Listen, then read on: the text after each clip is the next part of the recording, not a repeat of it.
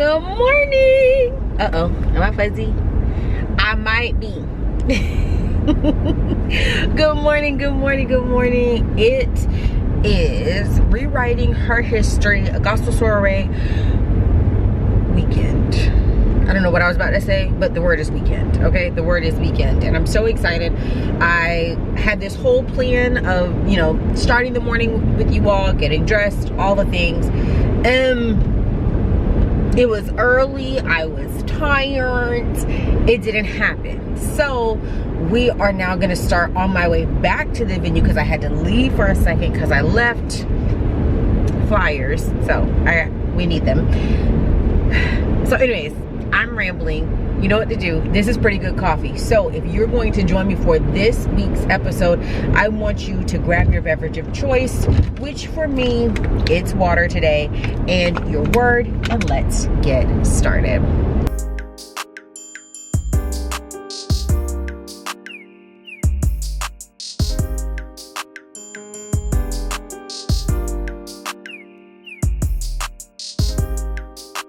Okay, so like I said, this is Girls Can Do It to their gospel soiree. Jacqueline Carr is the keynote speaker, but I'm also on a panel for this event, and we're also vending. And so I thought it would be fun to take you guys along with me because I feel like you guys always like the vloggy type, pretty good coffees. I like them too. They're a lot of fun. A lot of fun. I get to take you behind the scenes a little bit, but like I said, I was tired this morning. I was tired. That's really where we're at. And so, you catching me in the in-between time because I forgot something. So now I'm picking them up, but it all worked out in the end. So, what we're doing now is we're gonna read this word because obviously I have water. There's not really much to talk about except drink more water. Your skin will be clear. You'll be hydrated. All the things. I really want a Red Bull. I don't have time to stop, so it's water by default, not water by choice. But I'm not complaining about it because again, there are so many benefits to water. So we're gonna get it in. We're gonna get it in. So that's what we're gonna do. Now let's talk about this word as she kind of talks in the background. I have GPS on to see how quickly I can get there. Is my goal. Okay.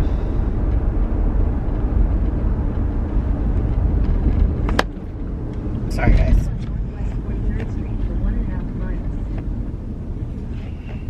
Alright, so here's what we're gonna do. Here's what we're going to do. We're going to do, sorry if it's so dark guys, we're going to do Hebrews 11 verse 4. Hebrews 11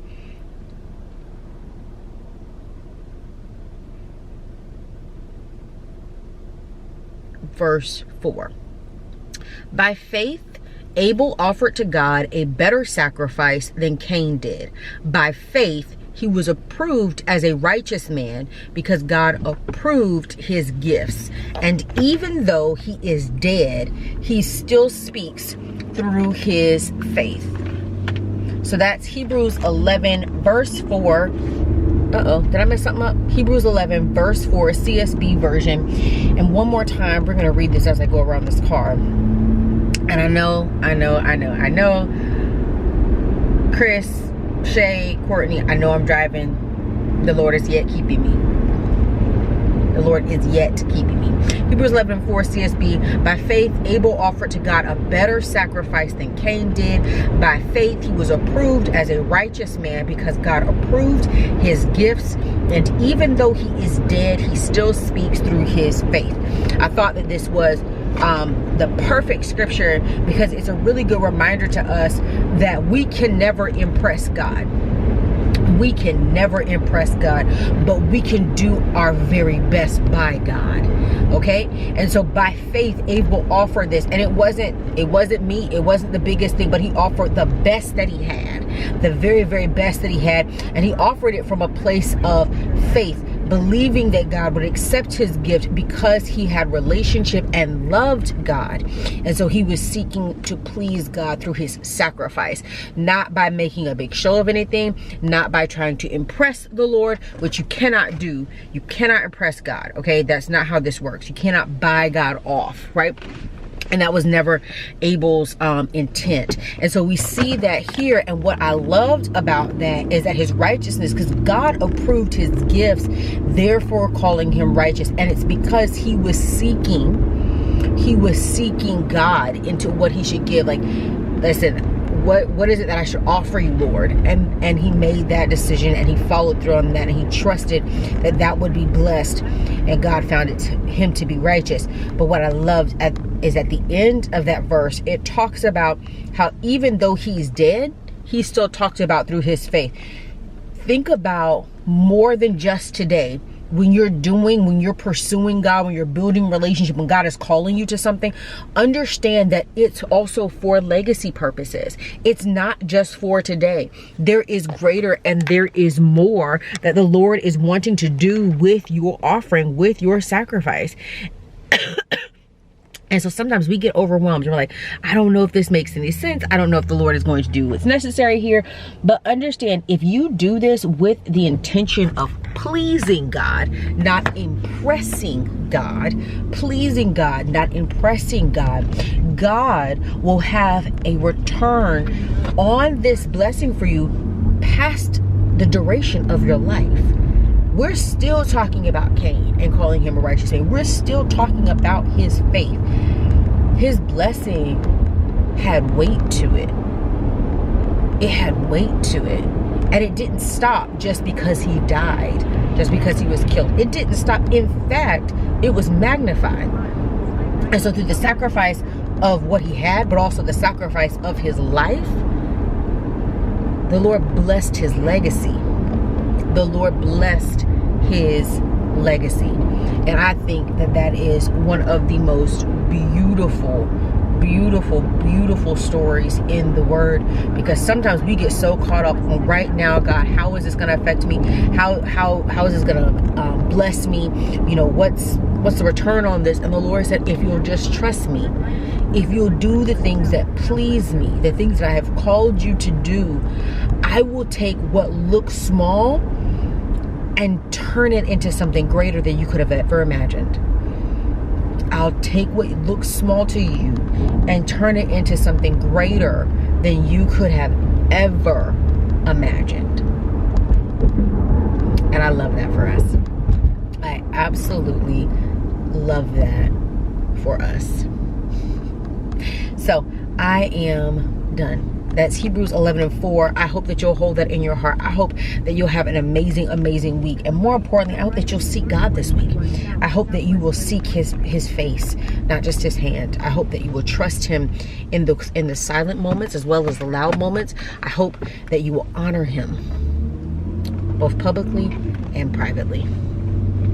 That's my goal. And I hope that's yours too. I hope that's yours too. Okay, so I'm headed there. You're gonna see some clips of this space. You're gonna see some clips of the event. I'm so excited. Congratulations to Nina. I believe it's going to be a very, very special day. I cannot wait. I cannot wait. It's gonna be bomb. It's gonna be bomb. I will see y'all. You know what? Let me not move lanes. I will see y'all in a second. Bye. Listen. I'm so excited. They just told me. Stop it right now. Oh my word. Hi. And does.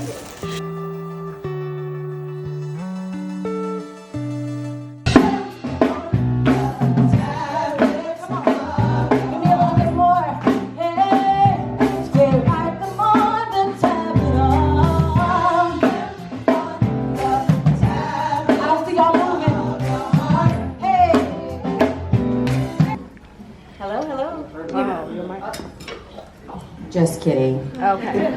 Hey y'all, how y'all doing? Hey. How are y'all doing? Good. I'm so excited. My name is Petra Pindar, and I am the CEO of Petra Inc. and we host the Hey Pretty movement. I'm really excited to be here with Girls Can Do It Too. Yes, ma'am. Thank you. Good stress and bad stress, Sure. because there is a difference. And so I want to be careful that sometimes we put too much negative connotation on certain things. There is some reason for stress. Sometimes we really need to stop being complacent and overly comfortable with stuff. And it's important to demonstrate to our children that yes, you have to have some gumption to go after something. And there are going to be deadlines and there are going to be responsibilities that we have to carry, right? And it's not to cause you to fail, it's to cause you to excel. You have to train. There's stress associated with training. Right? And so I think it's really important that yes, there is negative stress, which we have to, you know what I'm saying? Like we do need to pull back and we need to demonstrate how you rest and all the things. But every season is not a season of rest. If your children are going to navigate life, they're going to be up against things that they don't always like, but they still have to show up. And it is stressful to show up in things that we don't like, but that doesn't make it bad. And so again, reframing the way that we talk about things, I think is also very important when we're talking about how we engage our children and how we teach them to navigate stress or bad stress. That's good. That's very good.